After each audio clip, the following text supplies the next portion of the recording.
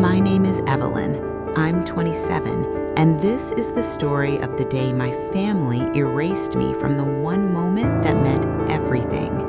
I can still feel that morning, this buzzing energy in my chest. 4 long, draining, relentless years of juggling 2 part-time jobs, student debt, and a business administration degree, all without a cent of help from my parents. I did it on my own, completely.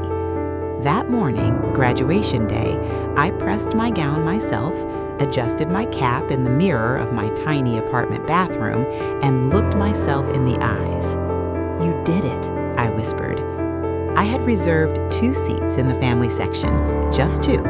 One for my mom, one for my dad. That was all I wanted. I had messaged them the details a week earlier, time, place, parking. My mom replied, "Okay, honey." My dad sent a thumbs-up emoji. That was it. No excitement, no pride, no "we can't wait," but I convinced myself it didn't matter. They weren't expressive people. What mattered was that they'd be there. They weren't. I sat in that auditorium surrounded by cheering families, people crying, holding flowers, waving signs with their kids' names. Balloons floated everywhere, cameras flashed nonstop. And when they called my name, Evelyn Marie Carter, I walked across that stage and glanced at those 2 empty seats. And I smiled anyway. Because I refused to let their absence take that moment from me. I shook the dean's hand, took my diploma, walked back to my seat, and held myself together. But after the ceremony, that's when everything inside me broke. I pulled out my phone to call them, hoping maybe there was an emergency, a misunderstanding, something that made sense.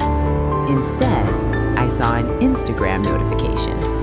My mom had posted photos just 40 minutes earlier while I was on stage, smiling pictures at a restaurant, caption, "So proud of our son Daniel."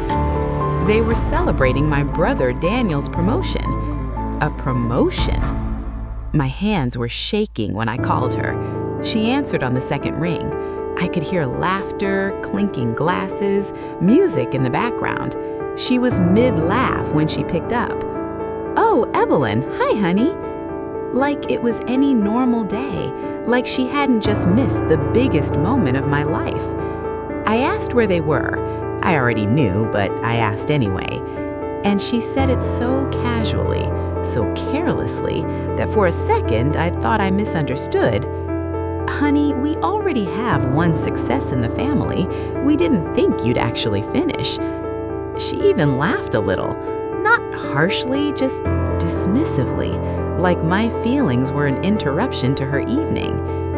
I hung up. I sat in my car in that parking lot for a long time, graduation gown still on, diploma resting in my lap, and in that silence, I made a decision. I was done trying to prove my worth to people who had already decided I didn't have any. I didn't cry. I was past that. Something inside me shifted that day, quiet, final, like a door closing and locking for good. I drove home alone, ate dinner alone, and started planning. Because 6 months later, I would send them one photo and everything would change. Those 6 months after graduation were the most focused and silent period of my life. And I won't lie, they weren't easy.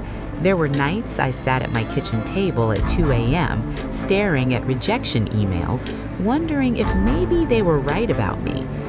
That thought would creep in, slow, toxic, telling me I wasn't enough. But every time it showed up, I remembered that parking lot, that version of me in a graduation gown, holding her diploma, making that decision. And I kept going. I had graduated with honors, but I never told my family. I didn't correct my mom that night. I let them believe their version of me, the one who wouldn't make it, the quiet background child who could never compete with Daniel. Because while they held on to that story, I was busy writing a new one. 3 weeks after graduation, I got an entry-level analyst job at a mid-sized financial consulting firm downtown. It wasn't glamorous. I ran errands, built spreadsheets, stayed late every single night learning things no one asked me to learn. But I was relentless. I studied the senior consultants, asked questions others avoided, took on the tasks no one wanted, and slowly, things started to shift. People noticed. First my manager, then her manager. By month 4, I was sitting in client meetings. By month 5, I had created a cost reduction plan that saved a client over $200,000 a year. Then, in month 6, the partners called me into a conference room. I thought I was in trouble. Instead, they slid a folder across the table. Inside was an offer junior partner track, something that usually takes 3 to 5 years. I got it in 6 months. The salary made my vision blur. I signed immediately. That weekend, I dressed up, not for anyone else, just for me. I drove to the sleek glass building where I worked now, where my name was already being added under a title I had earned alone. I stood in front of those doors and asked a stranger to take my photo. Just one. Me, smiling. No caption, no explanation. I sent it to my family group chat, the one that had been silent for 6 months, and placed my phone face down. 40 minutes later, I picked it up. My mom had called 47 times. Not exaggerating, 47 missed calls in under an hour. My dad had called 11 times. Daniel had sent multiple texts telling me to call back immediately. When I finally called my mom, she wasn't laughing anymore. She was crying. She had looked up the building, the company.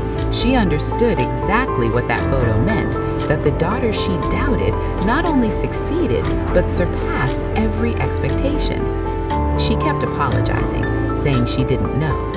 I listened quietly, the same way I had listened to her laugh on my graduation day. And when she finished, I told her something I had practiced in my head for 6 months. I told her I forgave her, not for her sake, but for mine, because carrying that anger didn't belong in the life I was building. But I also told her that forgiveness doesn't reset everything. Trust isn't a switch. Respect isn't something you turn on when someone becomes successful enough to show off. It has to be there from the start.